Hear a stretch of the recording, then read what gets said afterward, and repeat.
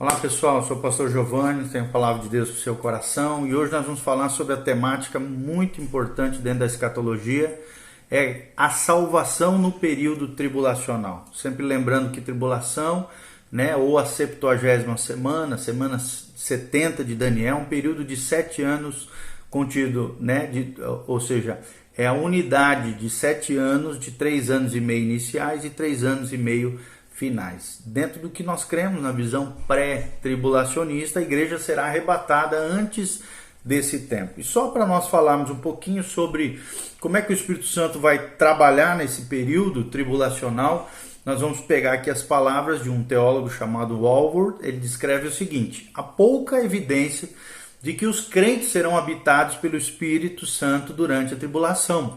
O período tribulacional parece voltar, então, às condições do Antigo Testamento de várias maneiras. E no período do Antigo Testamento, os santos jamais foram habitados permanentemente, exceto em casos isolados. Apesar de serem encontrados vários casos de plenitude do Espírito e de capacitação para um determinado serviço. Considerando, então, todos esses fatores, não há evidência da presença habitadora, ou morando do Espírito Santo nos crentes ou naqueles que se converterem durante o período tribulacional. Se o Espírito residir no crente durante a tribulação, no entanto, segue-se que serão selados pelo Espírito Santo e não habitados, pois o selo é a sua própria presença neles, conforme Walvoord, um grande teólogo, que diz sobre isso. Então, já que todos os ministérios do Espírito Santo para o crente hoje dependem da sua presença habitando nele, todos os ministérios dessa presença dependentes estarão ausentes em relação aos santos da tribulação. A outra coisa importante nós falarmos aqui é como é que vai ser a salvação no período tribulacional. E aqui, quando nós pensamos sobre isso, um campo de investigação se abre pela visão de que o Espírito Santo, sim, como nós falamos no vídeo anterior, é o detentor que será retirado e é a salvação durante o período tribulacional. Será retirado, como habitação, através da igreja que será retirado, mas ele vai promover salvação durante o período tribulacional. Essa é uma das questões mais frequentemente levantadas por aqueles que são contra a posição pré-milenarista, dispensacional, que é a visão que nós estamos passando para vocês como a mais correta biblicamente falando. Então, uma das coisas que eles falam é que, por exemplo, um teólogo chamado Alice, ele pergunta o seguinte: se a igreja se constituir apenas daqueles que foram redimidos no intervalo entre o Pentecostes e o arrebatamento, e se toda essa igreja deve ser arrebatada, então não haverá crentes na terra no período entre o arrebatamento e a aparição de Cristo, a segunda vinda. Mas durante o período, a Bíblia relata que 144 mil em Israel e uma multidão inumerável de gentios serão salvos, conforme relato de Apocalipse 7. Como é que isso pode acontecer? Se a igreja foi arrebatada e o Espírito Santo foi retirado da terra, é o que pergunta Oswald Alice na sua obra Prophets and the Church, Profecia e a Igreja. Então esse autor aqui, Alice, que nós estamos abordando para vocês, ele pensa ter desferido um golpe mortal no dispensacionalismo. No dispensacionalismo, que é o posicionamento que nós estamos passando principal aqui para vocês, quando faz essa pergunta. Pois nele não pode, segundo ele, haver salvação sem a presença e o ministério da igreja. Ele continua falando sobre isso, um pouquinho mais para frente, quando ele diz assim: a objeção mais séria à afirmação dos dispensacionalistas, segundo a qual a declaração "o reino dos céus está próximo", significa que ele poderia ser estabelecido a qualquer momento. Era o fato de que isso implicaria desprezar o ensinamento inequívoco de Jesus de que Cristo deve sofrer e entrar para a glória. Então essa declaração tornava a cruz desnecessária ao sugerir que o reino glorioso do Messias poderia ser estabelecido imediatamente. Ela não dava espaço então para a cruz, já que o reino do Messias, segundo Alice aqui, menções dele, deveria ser sem fim. Ela levava à conclusão de que Israel tivesse aceito Jesus como Messias e o ritual de sacrifício do Antigo Testamento teria sido suficiente para o pecado. Então a única conclusão, diz Alice aqui, a que se pode chegar com base em tal afirmação, é que a igreja exigia a cruz, enquanto o reino não. E que o evangelho do reino não incluía a cruz, enquanto o evangelho da graça sim a incluía. Então a questão, né, se o remanescente judeu piedoso aqui no período tribulacional do final dos tempos aceitará e pregará a cruz ou não, é o que fala Alice. O evangelho do reino foi pregado antes da cruz, antes da era da igreja, durante a qual o evangelho da cruz deve ser pregado. Com sua pregação deverá ser retomada, aparentemente sem mudança ou adição, após a era da igreja. A inferência natural é esta: se ele não envolveu a cruz quando foi pregado no primeiro advento, e ele não a incluiu quando for pregado após o arrebatamento. Então tal conclusão é por demais inevitável se ele for pregado por um remanescente judeu, é o que diz esse teólogo Alice. Então, com essa posição, o pós-tribulacionista está de total acordo. Você pode conferir na obra de Rees que nós mencionamos. Então, é necessário, em vista de tais acusações contra a nossa visão pré-tribulacionista, né, dispensacionalista, estabelecer o ensinamento das Escrituras sobre a questão da salvação, então, no período tribulacional. É o que nós vamos fazer a partir de agora para que você possa compreender, com base naquilo que nós estamos falando. Como é que vai ser a salvação no período tribulacional? Então, qual será a natureza da salvação, ou qual era a natureza da salvação no Antigo Testamento? Até porque, como nós já falamos em vídeos anteriores, no início desse vídeo, o Espírito Santo vai estar atuando, trabalhando, operando de maneira semelhante a como ele atuava antes da era da igreja, ou seja, no Antigo Testamento. Há dois aspectos distintos de como a doutrina da salvação é apresentada no Antigo Testamento. Primeiro, de maneira individual, mas também de maneira nacional. O primeiro aspecto da salvação oferecido no Antigo Testamento é o individual. Com respeito a isso, né, um outro grande teólogo, Schaeffer aqui, descreve o seguinte sobre a salvação individual no Antigo Testamento. Ele diz o seguinte: os santos do Antigo Testamento tinham um relacionamento correto e aceitável com Deus.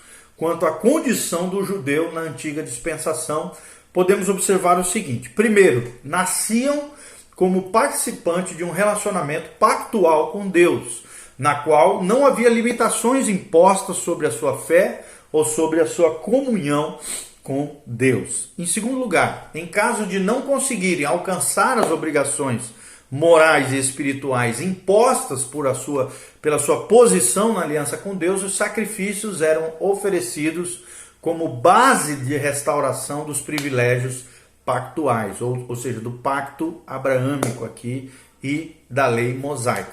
Terceiro momento, como indivíduo, né, claro, o judeu poderia de tal modo fracassar em sua conduta e de tal modo negligenciar os sacrifícios, que no final seria desonrado por Deus e lançado fora. Um quarto momento aqui, uma quarta afirmação de Schaeffer é que a salvação e o perdão nacional de Israel ainda são uma expectativa futura, já que a sua ocorrência é prometida para quando o libertador, o Messias que eles estão aguardando, vier de Sião, conforme Romanos 11, 26 e 27. E uma parte muito clara e abrangente das Escrituras fala sobre a vida eterna, sim, relacionada ao judaísmo. No entanto, ela é contemplada ali como uma herança. Lá em Isaías 55:3, Daniel 12:2, Mateus 7:13 e 14, Lucas 10, 25 a 29, Lucas 18, 18 e 27 e Mateus 18, de 8 a 9, coloca aqui como a dádiva da vida eterna será também para os israelitas, como no caso dos crentes, uma característica da salvação em si mesmo. Em si, né? Em Deus através do nosso coração nele. Em salvação para Israel é apresentado lá em Romanos pelo apóstolo Paulo 11, 26 a 32, como algo que ocorre após o cumprimento do propósito do presente século, ou seja, da era da igreja, a plenitude dos gentios, e esse cumprimento trará o fim da cegueira de Israel, conforme diz o versículo 25 de Romanos 11, na época em que vier de Sião o libertador, que apartará de Jacó as impiedades. Quem é esse? Essa menção, é claro, é o Messias, o Messias Hamashia, ou seja, Jesus, o Messias prometido de Israel, que eles desprezaram lá atrás, há 2000 anos, mas que virá em grande glória no seu segundo advindo. Então é evidente assim que a salvação oferecida no Antigo Testamento era uma salvação individual, aceita pela fé, baseada em sacrifícios de animais, de sangue, que servia de indício do verdadeiro sacrifício do porvir. Quem é esse porvir? Jesus, que ainda haveria de vir. Essa salvação foi apresentada como herança a ser recebida em tempo futuro e não uma posse presente. Cada israelita que acreditasse em Deus era verdadeiramente salvo, mas aguardava uma experiência futura de plenitude daquela salvação. Conforme relata Schaeffer, na sua obra Teologia Sistemática, tomo 3, ele diz: ao apresentar um sacrifício e colocar a mão sobre a cabeça da vítima, que o animalzinho, o pacto de sangue, o transgressor reconhecia seu pecado diante de Deus e entrava racionalmente num acordo em que um substituto morreria no lugar do pecador. Quem seria esse? Jesus.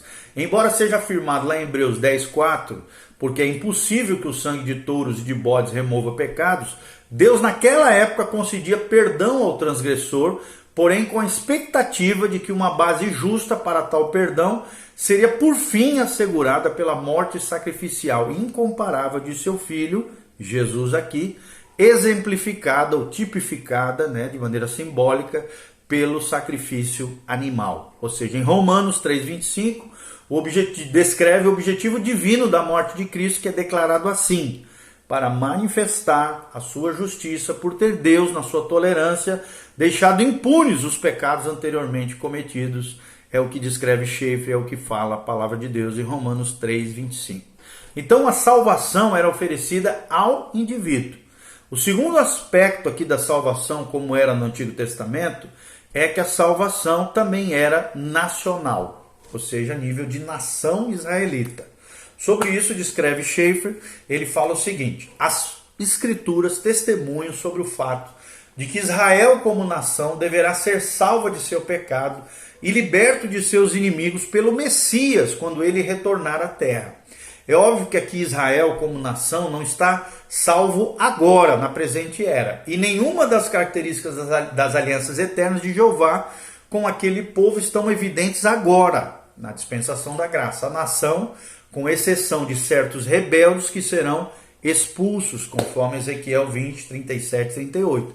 A nação será salva, e isso pelo seu próprio Messias, quando ele vier de Sião nesse período, no final do período tribulacional. Está descrito, você pode conferir em Isaías 59, versículo 20 a 21, e Mateus 23, de 37 a 39, e Atos também 15 e 16. Ou seja, todo o Israel de Romanos 11, 26 é evidentemente aquele Israel separado e aceito que terá passado pelos julgamentos que ainda cairão sobre aquela nação, conforme você pode conferir em Mateus 24, 37 a 25, 13. Capítulo 25, 13. Ou seja, o apóstolo aqui diferencia em Romanos 9, 6 e Romanos 11, de 1 a 36, o apóstolo Paulo diferencia claramente a nação de Israel de um Israel espiritual, que seria a igreja, uma coisa diferente do Israel nacional, da nação de Israel.